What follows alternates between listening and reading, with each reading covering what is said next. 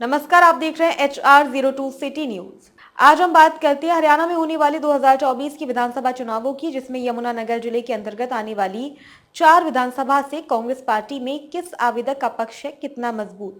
इन चारों विधानसभाओं में कांग्रेस पार्टी किसको टिकट देने वाली है, या यूं कहें कि किस उम्मीदवार की दावेदारी कितनी मजबूत है। सबसे पहले बात करते हैं सढौरा विधानसभा की, जिसमें 2019 के चुनाव में कांग्रेस उम्मीदवार रेणु बाला ने बीजेपी के बलवंत सिंह को 17,020 वोटों से हराया था और 65,806 वोटों के साथ सढौरा की सीट को कांग्रेस के नाम किया था। देखा जाए तो सढौरा विधानसभा में कांग्रेस का ग्राफ पहले से ज्यादा काफी बड़ा है, जिसका असर हाल ही के लोकसभा चुनाव में देखने को मिला था, जिसमें लगभग 40,000 वोटों की लीड कांग्रेस को मिली थी। अब बात करते हैं इस विधानसभा में कितने लोगों ने कांग्रेस दफ्तर में अपने आवेदन भेजे हैं, जिनकी संख्या 27 है। लेकिन इसमें सबसे पहला नंबर वर्तमान विधायिका का रेणु बाला का आ रहा है, जो कि सशक्त दावेदार है। दूसरे नंबर पर बृषपाल छप्पर है, जो कि काफी एक्टिव नजर आ रहे हैं। और तीसरे नंबर पर नाम आता है राजपाल का, जो कि पूर्व में विधायक पद पर रह चुके हैं।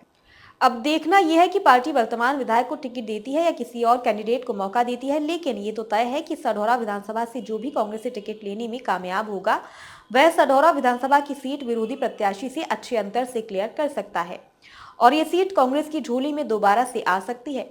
अब बात करते हैं जगाधरी विधानसभा की, जहां पर पिछले 10 सालों से बीजेपी का गढ़ रहा है और ज्यादातर त्रिकोणीय मुकाबला रहा है।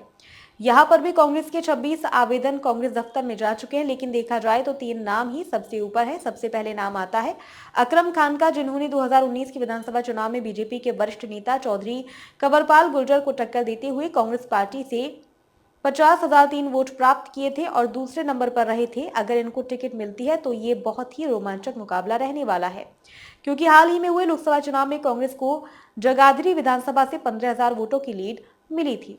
अब बात करते हैं दूसरे नंबर पर रहने वाले चौधरी आदर्श पाल गुर्जर की। वह भी जगाधरी की विधानसभा में विरोधी प्रत्याशी को टक्कर देने वाले प्रत्याशी साबित हो सकते हैं। 2019 के विधानसभा चुनाव में इन्होंने भी त्रिकोणीय मुकाबले की भूमिका निभाई थी और वह लगभग 48,000 वोटों के साथ तीसरे नंबर पर थे।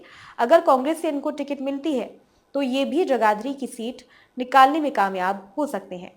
लेकिन सवाल ये भी उठता है कि अगर कांग्रेस पार्टी अकरम खान और आदर्श पाल में से किसी एक को टिकट देगी तो दूसरा कैंडिडेट चुनाव लड़ेगा या नहीं तो हालात फिर 2019 विधानसभा चुनाव जैसे हो सकते हैं, और जिसका फायदा सीधे सीधे बीजेपी के कंवरपाल गुर्जर को हो सकता है। अगर बीजेपी पार्टी से कंवरपाल गुर्जर दोबारा जगाधरी विधानसभा से चुनाव लड़ते हैं, लेकिन जो भी है जगाधरी विधानसभा फिलहाल एक हॉट सीट दिखाई दे रही है। आइए अब बात करते हैं यमुनानगर जिले की 9 नंबर यमुनानगर विधानसभा की, जिसमें कांग्रेस के उम्मीदवारी के लिए आवेदन तो 41 है, लेकिन 6 नाम सबसे ऊपर माने जा रहे हैं। हालांकि देखा जाए 2019 विधानसभा चुनाव में कांग्रेस पार्टी कोई खास कमाल नहीं कर पाई थी और 10,000 वोट भी कांग्रेस पार्टी को नहीं मिल पाए थे और मुकाबला सिर्फ बीजेपी के घनश्याम दास अरोड़ा और इंडियन नेशनल लोकदल के दिलबाग सिंह के बीच रहा, जिसमें 1455 के अंदर से बीजेपी के घनश्याम दास अरोड़ा लगातार दूसरी बार सीट को जीतकर विधायक बने।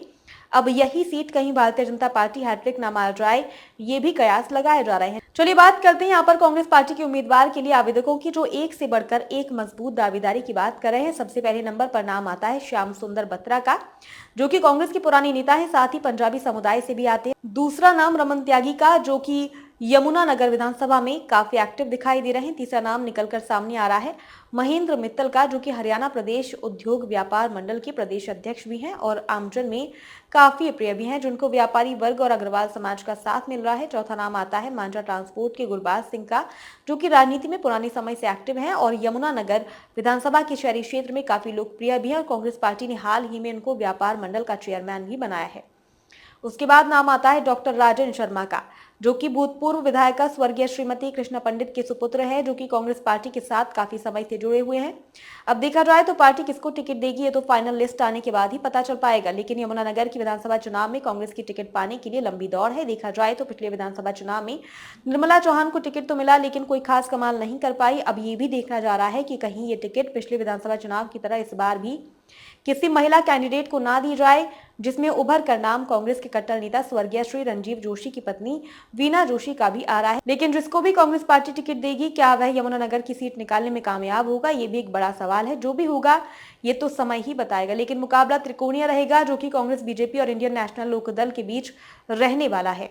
आइए बात करते हैं यमुनानगर जिले की चौथी विधानसभा रादौर की, जो कि 2019 विधानसभा चुनाव में कांग्रेस के पाले में पहले से ही है। और अब की बार भी क्या कांग्रेस की सीट को निकालने में यहां पर कांग्रेस का प्रत्याशी सीट को निकल पाने में कामयाब होगा या नहीं, ये तो 4 अक्टूबर को ही पता चल पाएगा। लेकिन सबसे पहले संशय ये है कि यहां पर कैंडिडेट कौन होगा। उधर भाजपा में भी काफी उम्मीदवारों ने आवेदन किए हुए हैं, जिसमें पहले नंबर पर श्याम सिंह राणा और दूसरे नंबर पर राहुल राणा का नाम सामने आ रहा है। लेकिन हम यहां बात कर रहे हैं कांग्रेस के उम्मीदवार की, तो चलिए आपको बताते हैं कि रादौर विधानसभा में क्या है आवेदकों की स्थिति।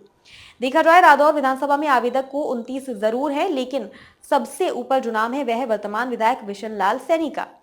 अगर कांग्रेस हाईकमान बिशन लाल सैनी के अलावा किसी और कैंडिडेट को मौका देना चाहेगी तो दूसरा नाम आ रहा है युवा नेता विक्रम सैनी का, जो कि है तो बिशन लाल सैनी के परिवार से ही। लेकिन विक्रम सैनी का युवाओं के साथ व्यवहार फ्रेंडली है और विक्रम सैनी एक समाज सेवा के तौर पर सामाजिक कार्यों के कारण यहाँ की विधानसभा में छाए हुए हैं। अगर कांग्रेस पार्टी किसी और युवा को मौका देगी तो विक्रम सैनी सबसे पहले नंबर पर आ सकते हैं, क्योंकि देखना होगा कि रादौर विधानसभा में बीजेपी किसको टिकट दे रही है। अगर बीजेपी भी युवा नेता के तौर पर राहुल राणा को टिकट दे रही है तो कांग्रेस पार्टी भी विक्रम सैनी को मुकाबले के लिए उतार सकती है। तीसरा नाम अनुभवी नेत्री और भूतपूर्व सांसद कैलाश सैनी का नाम भी सुर्खियों में है। अब जल्दी ही कांग्रेस की टिकट की लिस्ट में आने वाली है। देखना यह है कि हमारा सर्वे कहां तक सटीक बैठता है और किस किस आवेदक को टिकट मिलने वाली है और कौन कौन बीजेपी को टक्कर देगा, कौन जीतेगा, कौन हारेगा। सब आपको HR02 सिटी न्यूज समय समय पर आपको अपडेट देता रहेगा। और अंत में आप सभी से हमारी अपील है कि इस पोस्ट को ज्यादा से ज्यादा शेयर कीजिए और देखते रहिए HR02 सिटी न्यूज। जय हिंद, जय भारत, वंदे मातरम।